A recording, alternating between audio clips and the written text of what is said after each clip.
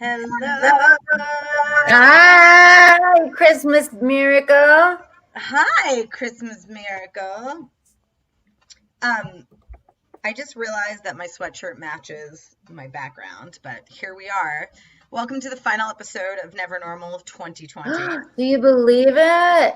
Can you believe we started doing this on September 8th? No. Yeah. So, audience, all four of you, we're culminating our best of so that we start off 2021 with a bang. Can you believe it's almost 2021? It's crazy. Life is like if you made this into a script in 2019, if we made 2021 into a script. You know what I just realized? Nobody would believe it. They'd be like, this is so not. Nobody. They'd be like, that's not even a realistic story. Yeah. But you know what I just realized? You know that whole saying, hindsight is 2020? Like next year, that's going to be a real thing. Hindsight really will be 2020. That's so true. How are you? I'm good. Can you tell I'm in a little boy's room? Why are you in a little boy's room? So Jackie got creepy at the end of 2020. Do tell. Let's open the floor to Jackie's creepy background. This little boy kidnapped me. This little boy kidnapped you? No, my friend, my writing partner and friend, she rented a house for the holidays for she and I. They give you a kid with that rental? They gave me a child. No, I'm not staying in the child. That's so fucking funny and creepy. Do I need to dim my light? I'm always like super white and overexposed. But it's like a cozy room. I love it. Oh, that's too much now? Cozy house. Sorry for the close up on my face. Dun dun dun. Is that better or worse? Oh my god, what is that, a creepy baby hand? Oh my god, why is it picking your nose? So I figured we'd talk about 2020 today and how, because what the fuck? Like, really, 2020, just getting through 2020 honestly has been my 5-year plan. Like, I just stopped planning things out. That's my 5-year plan to get through 2020. That's really funny. My 5-year plan is getting out of 2020. Can you tweet that? That's so funny. I actually used it as our log line for this episode. You did? Good. So I also have that thing, like, I don't know if anybody else feels this way out there, but I'm having this like apprehension about 2021. Like, I'm like sneaking into a room, like, we gotta come in. Is it safe? Is it safe? That is for real. Nobody can be like, this is my year. Like, you gotta like chill the hell out. Yeah, that whole like, is anybody gonna make any like New Year's resolutions and like no thing, like life? How can you even plan anything anymore after 2020? You know, it's just like, and 2020 was honestly not that horrific of a year for me. And sometimes I feel really guilty sharing that. Like, I've really learned how to navigate the virtual platform, and I've had a lot of opportunities virtually.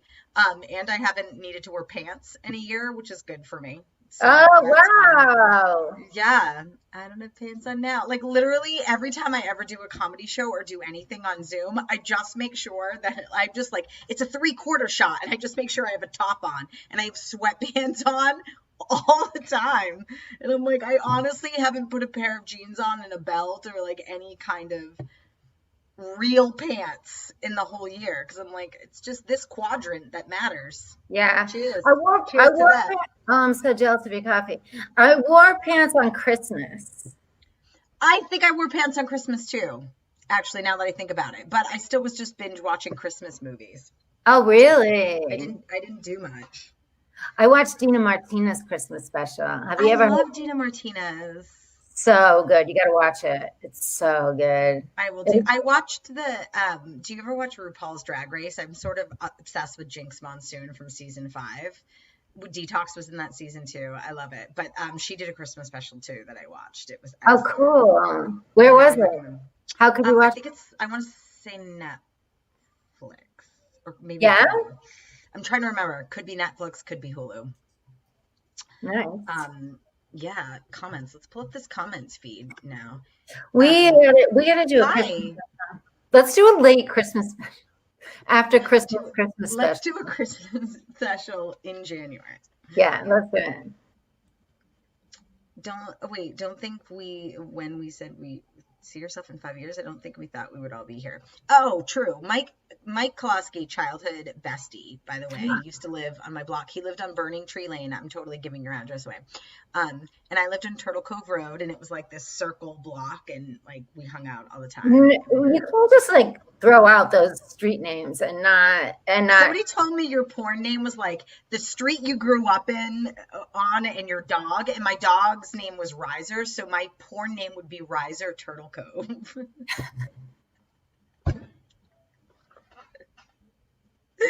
Go on. Mine's Bambi LeGrand Terrace. That's great, dude. I'm changing our name right now. Riser Bambi LeGrand Terrace. I was like, you can't even make that shit up, really. Riser Turtle Cove. And wait, Bambi what? Bambi LeGrand Terrace. Oh my God, Bambi LeGrand Terrace. What? I think just Bambi LeGrand is good, right? I like the terrace part. I don't know why. Bambi LeGrand Terrace. Bambi LeGrand Terrace. Because I am Bambi LeGrand. Although I think Turtle Cove Road doesn't work. Like you just have to say Riser Turtle Cove. But the road fucks it up.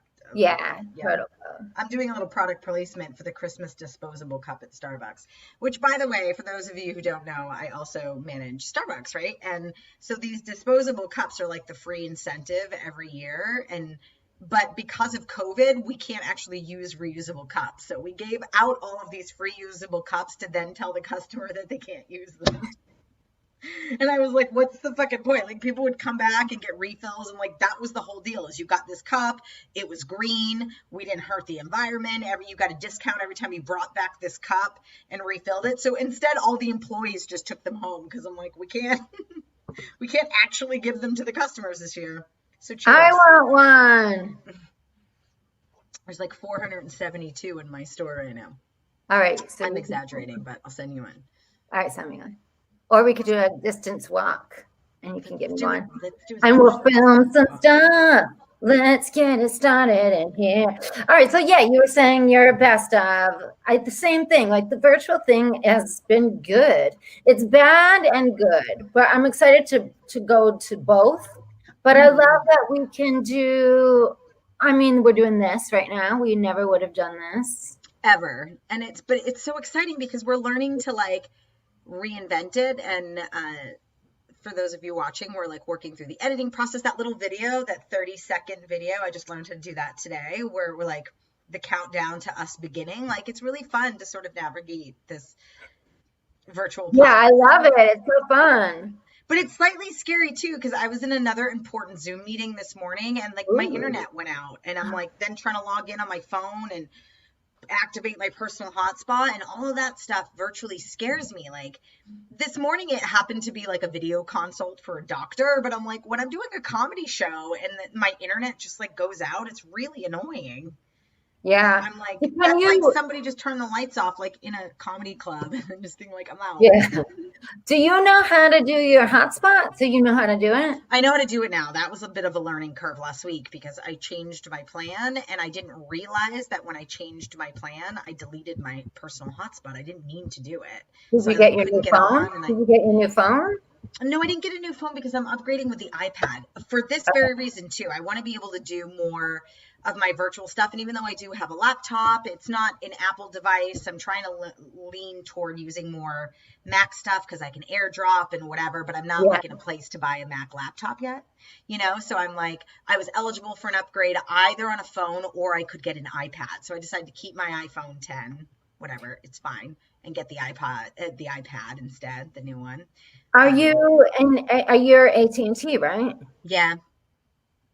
Did you go to the store? Did you go into the store? I did go into the store. Yeah. Okay. It's really weird too. Those little, those little tables when you get your cell phone and you like sit across from a person to do the exchange. There is that big like glass panel now that cuts the table in half, but the panel goes through the center of the individual like two-top table. Like it's not like a large table. It's literally like a tiny little circle table like divided by this shield. It's so weird. Oh, yeah, it's weird. Don't you guys think it's super weird still? I should have adjusted after a year, but still nothing. There's no shoulds in baseball.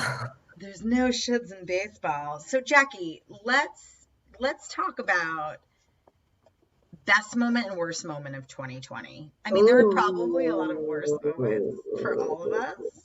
And My, those of us joining us, we want to hear your best and worst moments in the feed too. And if it's really awesome, we're going to feature it. We're going to run it across our screen like a banner. yeah, a beautiful, precious banner of love. Best and worst month. Worst for me was I had gotten a really great show that I had been trying to get forever. And I got booked, and it was like the rest of my life is easy from this point on. Yes. And it got canceled. Like I've been trying, like I was, so it's like accepting and moving on from that, and just having faith I'll get it again when everything goes back to normal. If that's never normal, Jackie. Never normal. Yeah, it doesn't go back to normal. I want to rephrase that, when everything's up and running, because it's not going to be the same as before when everything's up and running. Yeah, I agree with that. And I think some of it's going to benefit us, and then others, it's going to be like crazy, because I also feel like as an actor, sort of random aside, but like when I was trying to create my gratitude list of 2020 being a performer in this new thing. And, you know, I think for so many years, it's like in order to pursue a performing arts career, you either had to be in New York or LA. You couldn't really be anywhere else. And I think because things have moved to this virtual platform, it's becoming a more global industry. And like, I have friends that are in Paris, I have friends that are in Atlanta, I have friends that are in Minneapolis that are pursuing this acting thing because everything's done virtually now. And I think in a weird way, that's going to be a blessing, that like, as much as I love Los Angeles, for that to be the only hub. But the fact that, because when someone books a part, they'll go, like the production side being in New York and LA, I think makes sense. But when you book a role, you know, then you'd fly to either one of those cities. But like the audition process, the hustle, which really is, right, the pursuing of the acting is never the being on set. That's like the vacation. You book a job and you're like, woo! Yeah. It's the audition every day that really is the work of an actor or a performer, right? It's like acquiring the job. And now you can virtually, everything's being done with these self-tape lights. And I don't think, as far as like the cost of brick and mortar to rent casting spaces, I think it's going to stay this way as far as the audition process. I think maybe final callbacks where they want people in the room, that once like society reopens up, they'll start to meet people live. But it was already starting to move toward that. But I think now it doesn't pigeonhole people to two locations, and they can kind of, I think it's the auditioning process, the preliminary audition process is going to stay virtual after this year. That's just there's another good point that my friend had. She said that she had watched like live theater before, and it's not good because the audience is there, so they're catering to the audience and the film, and the film you lose everything. But now that there's no audience, they're doing theater in a better way so that you can see theater in a beautiful way via Zoom now. Yeah, that's really neat, because the close-ups and stuff that you can get in a theater. Yeah. So now it's just, you're saying it might go back to like where there is Broadway, but there's also a take for people that can't get to New York that can watch it that way. Or also the financial accessibility. Not that I mean, I love Broadway. It was one of my favorite things about living in New York, but I think it broadens the audience and accessibility for people being able to see a Broadway show. Right. You know? So that's a beautiful thing. Yeah. I mean, I'm a member of Actors Equity. I'm in the stage union. Like, I've done smaller off-Broadway. I've never been on Broadway myself, but like I couldn't even get a ticket with my union discount to Hamilton. Like, I've never seen Hamilton because they were like $1,000 tickets. Like, honestly, there was a window there, or it was easier to get a gun in this country than tickets to Hamilton. Yeah. You know what I mean? And I was like, fuck. Like, I don't know who can go to this show. But yeah. And that kind of bummed me out, because I'm thinking this is such an important show and people should be able to see it. And now that it's gone virtual, people are able actually to see it on YouTube. And they did like a Netflix, like Broadway's best of. And it's just giving people who want to be able to be introduced to it. Think about the young, poor kid that like wants to be in musical theater and just isn't ever getting access to musical theater because they can't afford it. Now they're able to like plant that artistic seed because things have gone virtual. And Yeah, so there are some like weird blessings, I think, with accessibility for sure. absolutely. Yeah. My friend's son went as Hamilton for Halloween, whatever he could do with it, but he knows every single line to the songs and loves being able to, it's just beautiful for kids. Yay. For Sorry, I kids. interrupted you because I Yeah, read that. Hamilton is on Disney. Yeah. Thanks to it's so good. I saw it on Disney.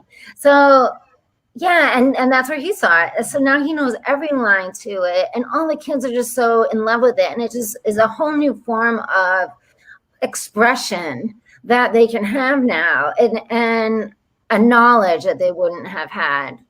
Right. So yeah, I love that. I love it, love it.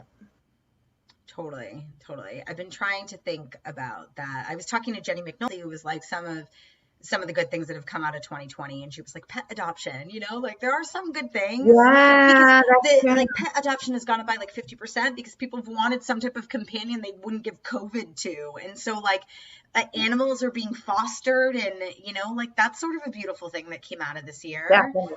I think that's awesome. I mean, I live in a community where I'm not allowed to have an animal, but man, if I could foster a dog, I would be on that quickly,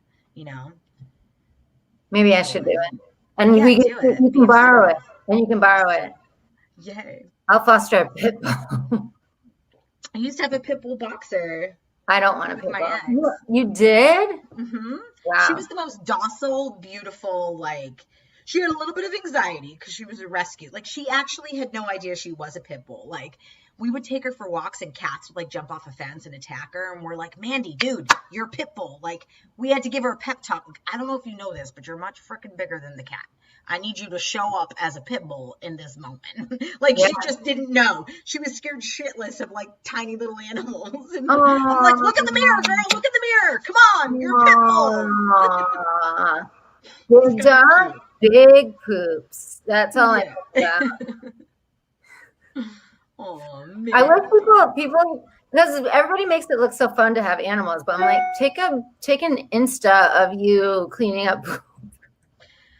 And it can get bad. I mean, I must say that it was like I hadn't had really, my ex and I were, that was the first time like I'd been in a relationship where like I had a pet, and there were some touch and go moments with the dog where, it's nothing is worse than a dog like having diarrhea on a public street. I'm like in New York City in front of a cafe, and the dog like has diarrhea, and you can't pick up that poop, so you have to like abandon it and make an announcement to the people eating at the cafe, like, I'm gonna be back with a bucket of water. I can't actually scoop this up. I'm sorry. This is gross. I know you're trying to have fish tacos. This is fucking weird. I don't know why she shit right here. And I'm like explaining to people how I'm going to be back. And then as I'm walking away, I'm like, don't step on that I'm going to come back with a bucket. I'm not walking away. I'm not being that asshole that leaves it. But what am I supposed to do? Like, I literally, there was no picking it up, Yeah. Like, and our dog used to have this weird pride thing where she would pop a squat in front of people. Like, she intentionally waited. He would wait until there was somebody right there to be like, look at me. Yeah, like, watch this. And I was like, what? Your entire world is your toilet, and you pick this moment in front of a cafe in Chelsea to be like, I'm going to pop a squat. Yeah, I was jealous. I'm like, I wish I was like, come on. Like, let me wait until somebody's here to do my business. There was a comedian, and I forget who the comedian was, but I'm definitely stealing this. So I'm taking full responsibility for the fact that this is not my joke. But a comic made something about like, God, it's going to bother me who it is. But anyway, about how like aliens looking down at us must think like the dogs are totally in control. Seinfeld. It was Seinfeld. Is it Seinfeld? Okay. Yeah. Like they think the dogs are the because they're watching us like pick up their poop and stuff, and I'm like that is no, such a concept. Yeah, like no, the dog is the ruler. Like clearly the dog is the ruler. But also another comic, I don't know. I know. I feel like some of a comic said it, and I can't remember for the life of me. No, but it is Jerry Seinfeld that said that. It was? Oh, okay. Yeah, I know for sure. But there's another comic that talked about how he wished that they were like dogs where you poop up and after you just like run around like crazy, like so happy. Like that's really funny. Like my dog would be so happy after he poops. So that was, we should start doing that. Like, Yeah, just like, walk around the bathroom and be like, woo! I started doing this thing with my employees at Starbucks where I just give them a round of applause when they walk in for no other reason than their presence. And like people really love it. Like we all just want to be seen, like literally Yeah. they just walk up for work and I'm like, Jackie Monahan, everybody! And I like announce it to the Renee, you and I are soul friends because I used to manage a restaurant, a gastropub in West Hollywood, and I did the same thing. Every time people would come in, but I would applaud them, and people loved it. But then the owners had to talk with me and said I had to stop. That somebody complained that they didn't like the attention, and they were like, "Jackie, would you like to walk in a place and all the attention's on you?" And I'm like, "Yes, that's exactly what I want." It is really amazing how careful we have to be about this kind of stuff. Because speaking of comedians, I just recently watched Chelsea Handler's new special Evolution. Two things that are brilliant about it. She's brilliant, and I have just so much respect for her journey and also her storytelling. I feel like it's totally liberated me in writing this week because I'm very much a storyteller, and sometimes I'm apprehensive about writing because I'm like, I don't have set up punch, and so it's very much a storytelling piece. But at any rate, and there are a lot of serious elements. She talks about her brother dying and stuff, and so it's just that juxtaposition of comedy and life, and like it's brilliant. But she shoots it, and I think it's in New Jersey. My guess it was in like Weehawken or Hoboken. I'm guessing because it's like on a pier, and it's shot outside. So she's like actually on the pier, like an outdoor wharf. And then there were just like a few like 4 top tables that were 6 feet apart. Like she just shot it this year. So it's like this outdoor venue where it's not this packed crowd, and like she talks a lot about being of service and not being able to sell out these tickets where like she could fill, because she could easily fill a massive theater, but it was about her being able to have some type of like special, put something out in the world where there were only, I think in total, like 50 people total in the audience spaced out. So to have like a celebrity comic like that where her audience isn't filled, it was just it was humbling. It was sort of beautiful to watch because you kind of understood the why of her like honoring this whole thing. And, but it also made me think outside the box, which, by the way, is the title of my first album. Okay, I snuck that in. But at any rate, like, you know what I'm saying? Like, thinking larger now that, like, we could still do those things on public platforms. Now, the difference is I wouldn't have to send thousands and thousands and thousands of people away. I probably only would have 50 people in my audience. But I could accommodate them. Good to know. Yes. You could have more than that. You sell out. I've sold out more than once in life. Yeah. Why do you think I slept with men in college? You're so humble. Oh, that's funny. I didn't know you did that in college. I did. In my addiction, I used to do a lot of crazy things. Like you had to try it. You were drinking too. Yeah, you were drinking. Oh yeah. I mean, I used to do a lot of shit. Yeah. Now we're angels. Now we're angels. Lights are our halos. Yeah, I don't know about halos because I also have moments where.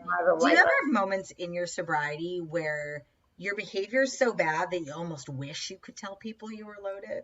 Just because it makes more sense. Yeah.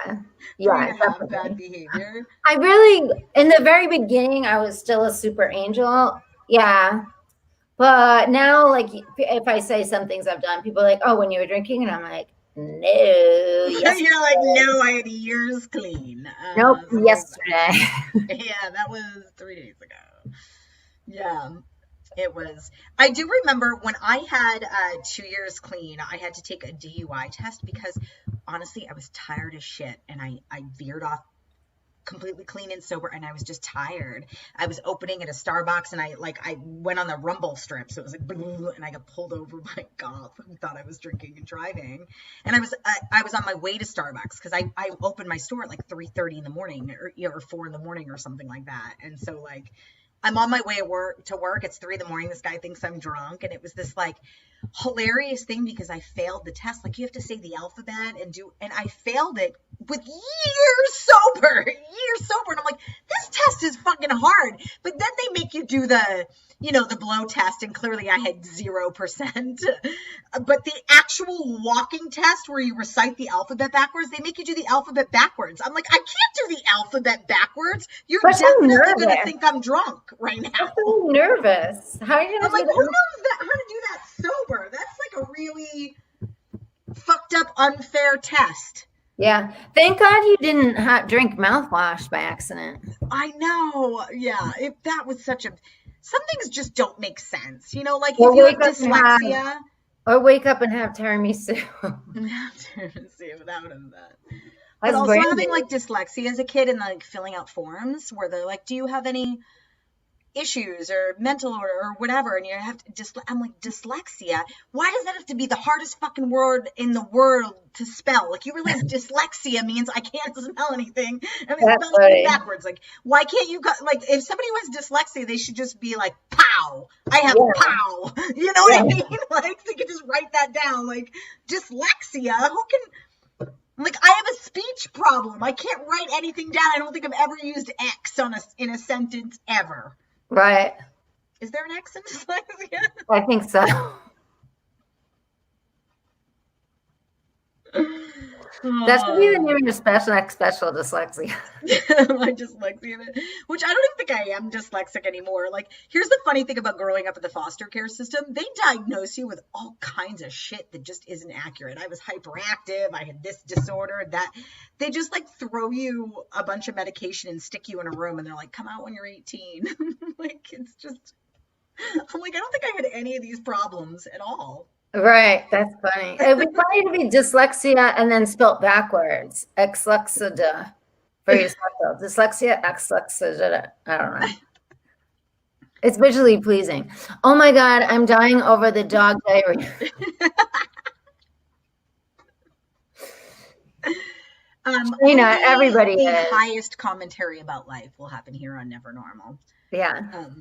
By the way, putting together our like best of, there are just moments where it is hilarious. Like, sometimes we're talking about like a higher power and turning our will in our life over to something larger than ourselves, and then other times we're talking about dogs shitting on a sidewalk, and we're just like, wait, how did that happen in the same 20 minutes? Right. I can't wait to watch. It's like, so then when my manager was like, what's your vlog about? And I'm like, God, how do we put that in one sentence? Because they're like, what do you talk about? I'm like,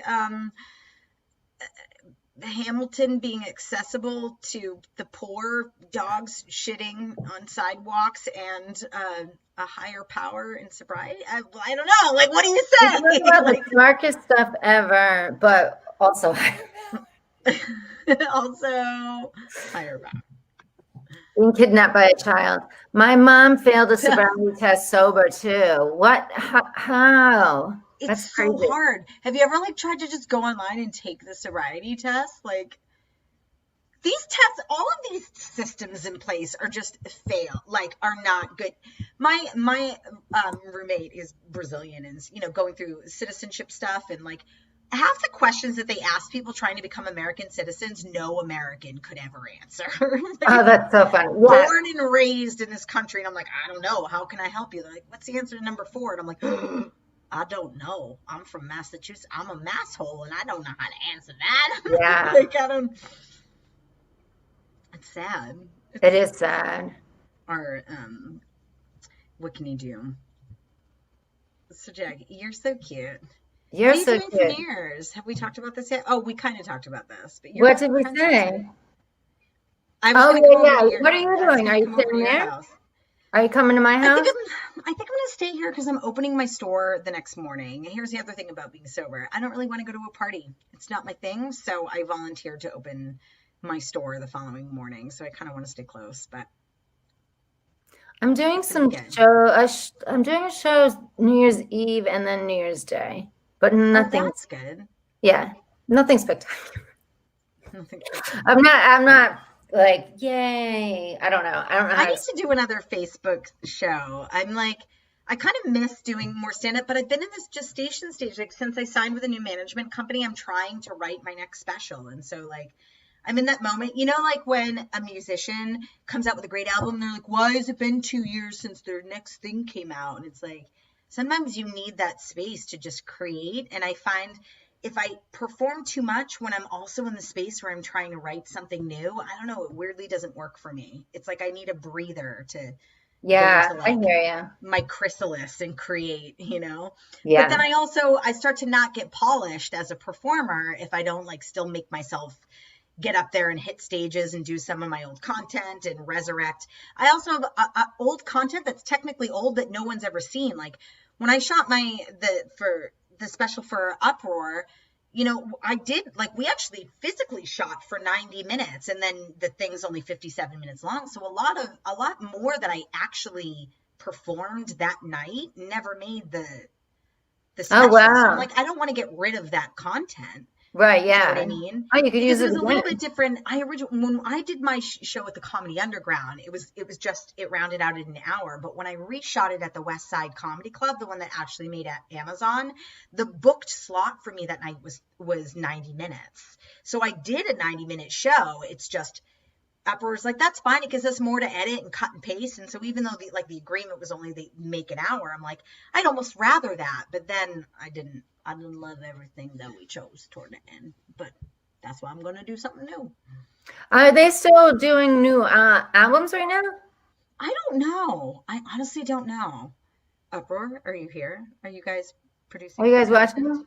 Uproar, watch us. Uproar watches Uproar Entertainment is both Jackie and I's comedy record label. For those of you who are interested, they have a lot of other great comics too. I mean, nobody clearly as good as Jackie and I, but you know that's fine. Yeah, honestly, we are the best. Well, Tamara's really good too. Yeah. Should we briefly close out this episode by telling the story of how we reconnected through shooting our specials in Seattle? Yeah, I was a baby. I want you to tell it. I want to hear it from your perspective. Okay, so I was choosing through record labels, and I was dating a woman who was very business minded. So she was cool and did all the assessing all the different labels, and then we met with Uproar. So she liked them. So she was helping me with that. But then when I did the filming, I was single again. Yay me. Woohoo! I don't know where I'm going with this. Oh yeah. So then I went by myself to get to film it, where I thought I was going to be going with her. Anyway, so you called me, or did you call me or text me? I forget exactly how it unfolded. Or did I hear about it and text you?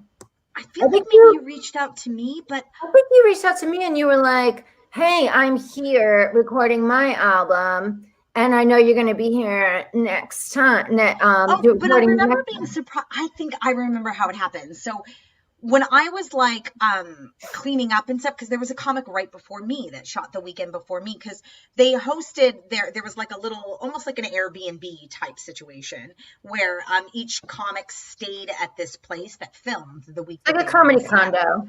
Yeah, like a comedy condo. So there had been a comic before me, and so I had bought some food and I was going to leave stuff behind, and I'd asked Uproar, like, do you know who the next comic is that's coming in? Because I had like tea left over and whatever, and I'm like, do I take it with me or should I leave it? And they were like, oh, Jackie Monahan's here next, and I was like, wait, what? Like literally you were coming there like right after I checked out, you were the next comic in line, and I was like, oh my god. And then that's when I reached out to you like, holy shit, I didn't know you were with Uproar. I didn't know you were about to shoot your special there. And I was just like, poor Rena, because I didn't leave you alone. I text you every 3 seconds because I was so concerned over what the conditions were and what to look forward to and what it was like.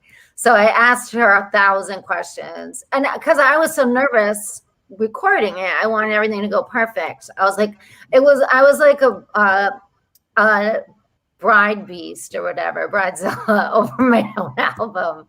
So I was asking you a million questions, and you were loved it though. I mean, it was like, but you were so sweet. I was like, I love her. You were so sweet and calmed me down so much. You helped me so much.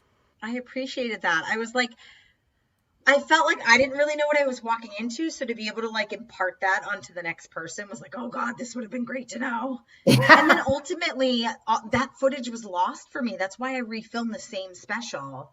It was sort of a bummer because I felt like my best work happened in Seattle. I was really... I didn't know that they were recording it until the last minute. Did you know the Oh, whole time? interesting. I did because I was working. Originally I was trying to self-produce my own thing when Uproar reached out to me. So having video content was really important for me when I made the deal. So like, I wanted to make sure that it was recorded, which was why it was such a bummer that my footage got lost. So they only had the audio, and so I just felt like, when I re-shot it at the West Side Comedy Theater, it was more scripted, which is, I think, one of the reasons why I wasn't absolutely in love with my special. I mean, grateful for the experience, but because I had all of these actual jokes and they were, they're tracks on the album, I had to replicate that because for everybody else, the comedy album and the visual part were the same thing. Oh, So wow. Yeah.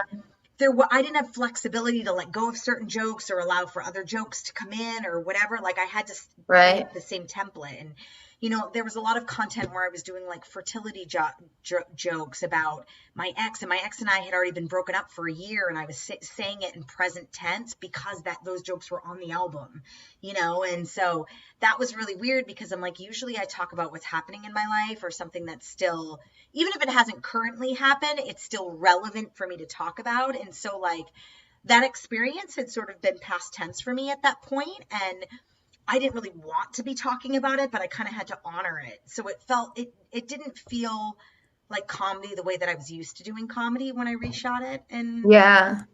in LA. I mean, it was still a good experience, but it didn't feel like Seattle felt. Yeah. Yeah. I just had an idea. Oh, thanks, Tay, for watching my special. Tay, thank you, Yay! Tay. Tay Briggs, we love you.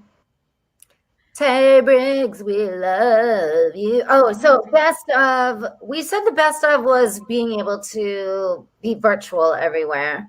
I don't think we have to say the worst of. The worst of, no. Oh, I said the worst of. Maybe we should do like a clip of like where we completely drop like an outtakes version of Never Normal and then like the best moments. I could totally put that together too, where we do something like one of our cameras doesn't work or something like that. Yeah, that's a great idea. Funny. That's a great idea. That's why I'm sort of navigating this little thing, experimenting with the 30-second clips, because I want to be able to do that too, like live clips. Even we could also do our regular comedy shows and bring that into this platform, or maybe you do a show where you like, I know StreamYard will only let you do 30-second clips, so it's perfect. Like if you have a 30-second clip, if something goes haywire or we want to interject it in the conversation, I can just play any 30-second clips. We'll just upload them into, like, it saves it in a bank. I have a 30-second clip now. Do you want to see it? Yeah, you'd have to send it to me, and then I don't know if I can upload it while we're live. I think I may have to do it. Oh, I would have to send you it ahead of time. Yeah, because then you have to upload it, and then it holds it. Once you've created that file folder, then during the live broadcast, I can pick the videos I want to show. All right, we should do that every week. Have a 30-second clip each. Well, I have a 30-second clip. I thought you said clip. I was like, oh, wow, who knew? You funny, girl. You funny. You're the one that heard the wrong thing. So I was like, what did she say? She was a 30-second what? 30-second. Oh. Why is your face so much darker than mine? Like, I feel like I don't have a ring light because I'm at my friend's. But you do have a baby hand. Yeah. Oh my God, I really love that baby hand. Me too. I need my own. Well, I am dying to know what is let's just put it out there. I know we're not doing any goal setting for 2021, but let's just say, if goal setting was a thing like that we used to do, what would be like your one big goal? It could even be like an existential goal. It doesn't need to be a career goal. I'm going to be so dorky. To be way more in my real self than my false self.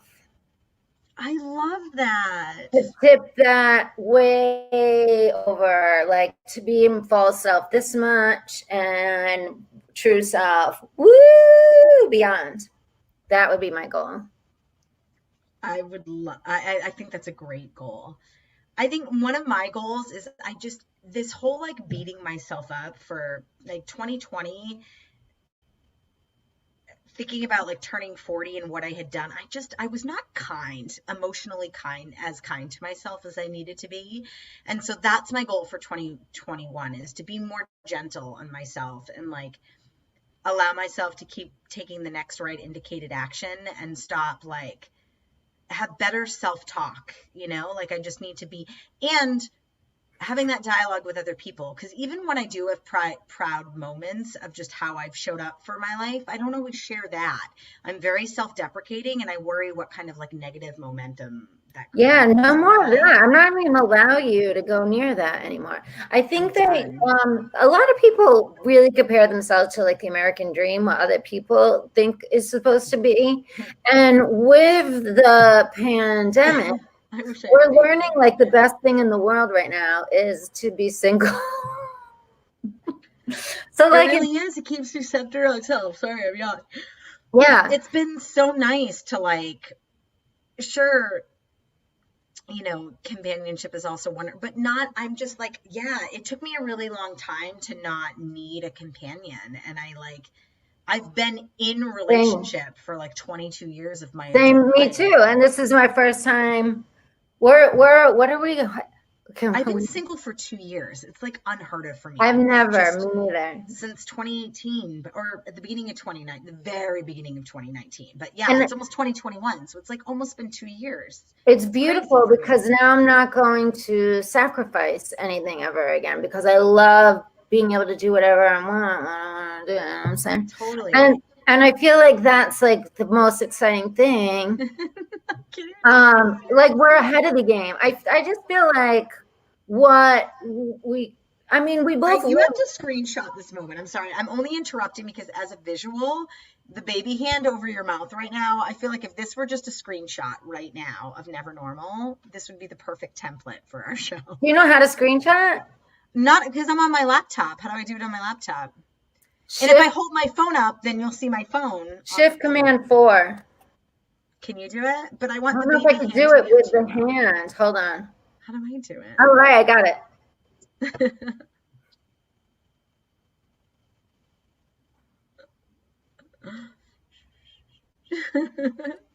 Did you do it? You have to send those to me.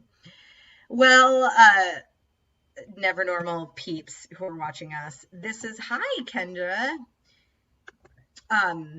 Hello. We're wrapping up for 2020. We will be back at the beginning of 2021 with the best of, and then we're going to launch into making 2021 the best virtual year ever. Sorry, I'm just playing with the thing. Yes. Kendra, did you get with Jackie putting the baby hand on her mouth? Oh, Kendra, we love you. Thank you, Kendra. Kendra, high five. I need one of these. Where did I get one? Very exciting. Yeah, I want to help you. I want to talk to you further about. I guess we could talk about it now. Is just your self-talk, catching it every time you have a bad self-talk. You catch it, and then you got to triple it with positive affirmations. But yeah, I've realized that I can't always get rid of my negative thinking. The only thing I can do is just not give it my attention. Exactly. So then I just think the awareness that sees it and knows it's not real, and then say, good job, Renee, because you caught it. Yeah. Good job, Renee. Good job, Renee. You caught it. And then you just keep saying it. Good job. Great. And then say other stuff. But catching it is where it's all out. It's so important not to. I had that moment this morning. I had an appointment with my new orthopedic surgeon, just a consultation. My insurance changed, yada, yada, yada. So I'm repeating a lot of information that I had to deal with last year when I had Blue Cross and yada, yada, yada. So, there was some of the diagnoses where it's like, it's leaning toward, I'm definitely going to need this spinal surgery. It's just like, here we are a year and a half later. I was supposed to have the surgery last year. I have a new MRI. It's just, my spine's still not doing great. And I think I've had some weird relief this year because I haven't been as physically active because of COVID. I was walking through New York City with a backpack on my back every single day. So I was exacerbating the injury. And so there's that part of me that like, I sort of had that illusion that it was getting better, but that's the whole point, is if I'm sedentary and I don't do anything, it doesn't hurt as much, but I still have this thing, this degenerative disorder. And if I ever want to get back to my like active lifestyle, it does look like I'm going to have the surgery. But right now, because of COVID, they're holding off on any surgery that's not like an emergency, you're about to die surgery, they're holding off on. And so it's very unlikely that I would even get the procedure probably until the end of 2021. And so I'm doing all of these physical therapy and acupuncture appointments and all this stuff that I was, making today. And, but my initial thing was like, oh my God, I thought I was getting better. And this negative talk of like, oh, you tried to be positive. Like it was this weird negative talk about my positivity where I'm like, you weren't being positive. You were being disillusioned, and you're going to still need to do this and yada, yada, yada. And you thought you had dodged a bullet and, all this stuff. And then all of a sudden I thought, you know what, Renee, this is part of your experience. This is your story. Like we all have to overcome certain things. And I think this physical thing that I've had to overcome, and like I'm on the beginning stages of again, that's sort of my warrior story. And like I get to embrace it and learn to like tell my story through comedy. And then I had this like joke where I'm like, when I initially get the procedure, I'll be wheelchair bound for 21 days, just post-op. And then I had this joke in my head where I thought it would be really funny to say that I was a sit-down comic and not a stand-up comic because I couldn't physically stand up for a week. And like, so at any rate, like I then started to create the momentum of what is the solution? How could I make a joke about this? How could I, like lean into it instead of having this resistance, just lean into that, and like, but it was like I caught it as soon as I could watch myself being like, you're being negative about the surgery. Like this is your warrior story, Renee. This is what's going to make you like courageous and free, and like it's okay. Lean in, And I think it's scary because I'm basically like, in retrospect, I had that whole journey from last year, which was really like culminated in my insurance company refusing to do the surgery. So like I just feel like I'm repeating, it's like groundhog year all over again, where I'm doing exactly what I did last year all over again with a new insurance company. So it's crazy. That's annoying. And I feel like it's important to grieve that and have compassion for yourself, but you like not have self-pity. It's so hard. That's a fine line of what it is, but it's hard not to have self-pity on that because it sucks. Mm-hmm. But I also think sometimes it's like hugging your inner child too, like it is scary to think that like I'm 40 years old and they have to cut open my spine. I'm also an athlete, like that is scary. And I don't think it's negative by being like, whoa, like that's. Yeah, it's very scary. Like, what is it gonna, how's my quality of life? Yeah, positivity is hard. It's hard to find, like we have to. Being happy is not always easy. And I think sometimes there's that illusion that happiness equals easy. Sometimes being happy, it's much easier for me to be miserable. I mean, God knows when I was in my active addiction, it was so much easier for me to be high and check out of life, but I wasn't happy. And like, I was dying inside, both physically and my spirit, So it is harder. It is actually harder to be positive initially until you kind of get those it's a muscle to build, and once you build the muscle, it's hard at first because you're used to the familiarity, especially if you've grown up with parents that aren't completely there for you. It's a familiarity to just be like, oh, I'm not supposed to have parents there for me, but we know we are, but we do have our higher power is our parent, and that higher power is always there for us. So it's training ourselves to go to that. But we're trained to easily give up on that. To be like, no, I'm not meant to have this stuff. I'm not meant to have it easy. And you are, and it's going to be easier and easier and easier. But just getting to the other side of it, I think like part of the surrender is like speaking of like athletics, I felt this way when I was starting doing triathlons. Like now I love doing triathlons, but when you're first learning to run, build the endurance for a couple of miles, like it sucks.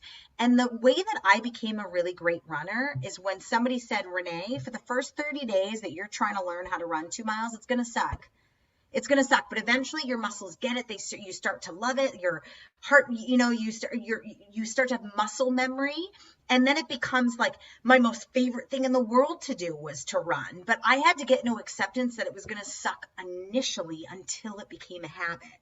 Yeah. Same thing with playing guitar. Like when I first learned how to play guitar and I had to develop the calluses on my fingers and it hurt to pluck the instrument, it was not fun to play guitar. Yeah. And not being able to be present in the song because I was thinking about where my fingers were and is my arm up and my elbow and I was getting cramps in my forearm and I'm like, this fucking sucks. Like none of it was automatic. It was so cerebral. And I was like, this is why no one plays this instrument. But once I realized that like it's okay, like it's going to take a little while, and I'm still not this avid musician, but I play enough chords now that where I get inspired, I can just like pick up my guitar and futz around with it, and it does bring me joy now. But beautiful. Like, before it's beautiful. Yeah. Renee, my inner child's trying to come out. Your inner one? Oh my God, your inner child's coming out. Everybody, Jackie Monahan. Your inner child is coming out. Jackie, I love the shit out of you. Let's end the broadcast, but hang tight for a few minutes and we'll powwow next steps for Never Normal 2021. Thank you for all of us that came out and supported us this year. This was like our creative birth child talk show. Didn't really know what it was going to look like this year. So I appreciate you guys just being here and like having a dialogue with us for an hour on a Tuesday. Fuck it, right? It's been fun.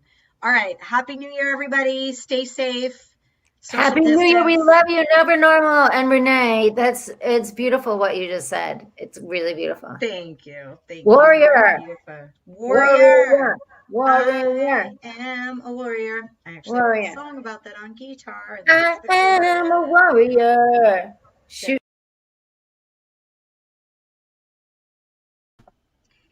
Thank you, everybody, for joining Jackie and I for a recap of 2021. Next week is the big week. Season 2 begins at 4 p.m. We're changing our time because we want to be more like Oprah. We realized ain't nobody looking at us at 3 o'clock, but at 4 o'clock people want a talk show. So that's not my impression of Oprah. That's me being a New Yorker for a second. But please join us next week right here on my Facebook page when we launch season 2. There will be an event invitation to follow. We want you guys to throw in some questions. We will have lots of new segments and fun stuff for next week. So thank you guys so much for supporting us during season 1. On to bigger and better things. Thank you guys. See you next week.